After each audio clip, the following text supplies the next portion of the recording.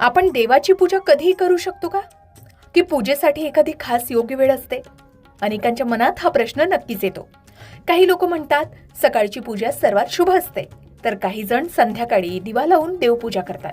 पण खरं तर शास्त्र, ज्योतिष्य आणि आपल्या परंपरेनुसार पूजेची काही ठराविक शुभ वेळ सांगितली आहे. सूर्योदयाची वेळ, ब्रह्ममुहूर्त, तसेच संध्याकाळची संध्या या वेळा आध्यात्मिकदृष्ट्या खूप शक्तिशाली मानल्या जातात. यावेळी केलेली प्रार्थना आणि देवपूजा मनाला शांतता देते, सकारात्मक ऊर्जा वाढवते आणि आपल्या आयुष्यात सुखसमृद्धी आणते असं मानलं जातं. मग नेमकी पूजा करण्याची योग्य वेळ कोणती? ब्रह्ममुहूर्त म्हणजे काय? आणि जर सकाळी पूजा करता आली नाही तर दिवसभरात कोणत्या वेळी देवाची पूजा करावी? या सर्वच प्रश्नांची उत्तरं चला जाणून घेऊया. आजच्या धकाधकीच्या जीवनात अनेक संसारी माणसांना एक प्रश्न नेहमीच सतावतो. कामाच्या व्यापात देवाची पूजा करायलाच वेळ मिळत नाही. मग आमचं कल्याण कसं होणार? यावर परमपूज्य प्रेमानंद महाराज अतिशय सुंदर आणि व्यावहारिक मार्गदर्शन करतात.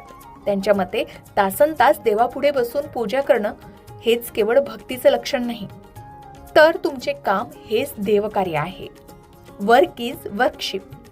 महाराज म्हणतात की देवाने तुम्हाला ज्या भूमिकेत पाठवलं आहे ती प्रामाणिकपणे पार पाडणं हीच सर्वात मोठी पूजा आहे.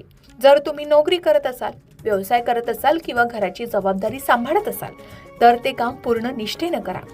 तुम्ही जे काम करत आहात तेच ईश्वराचे कार्य आहे असे माना.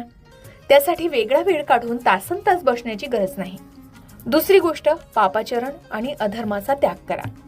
पूजेपेक्षाही महत्वाचं काय असेल तर ते म्हणजे पापाचरण टाळणं.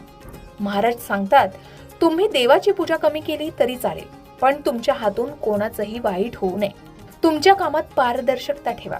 कोणाची फसवणूक करू नका, अधर्माचा मार्ग स्वीकारू नका. एवढं जरी पाळलं तरी भगवंत तुमच्यावर प्रसन्न राहतो. तिसरा, मनाची साक्ष आणि शुद्धता.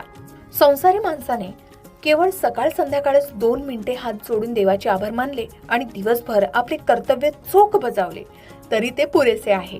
देवाला तुमच्या वेळेशी घेणं देणं नाही, तर तुमच्या भावाशी आणि हेतूशी देणं घेणं आहे. जेव्हा तुम्ही नीतीने वागता तेव्हा तुमचे संपूर्ण जीवनच एक पूजा बनते. चौथी महत्वाची गोष्ट, विश्वास ठेवा, जीवन आनंदी होईल.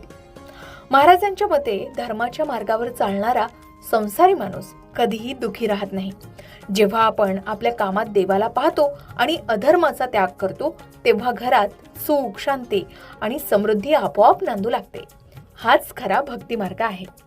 भक्ती म्हणजे संसाराचा त्याग करणं नाही, तर संसारात राहून वाईट कर्माचा त्याग करणं होय. तुमची कर्तव्य पार पडताना मनात देवाचं नामस्मरण असणं ही सर्वश्रेष्ठ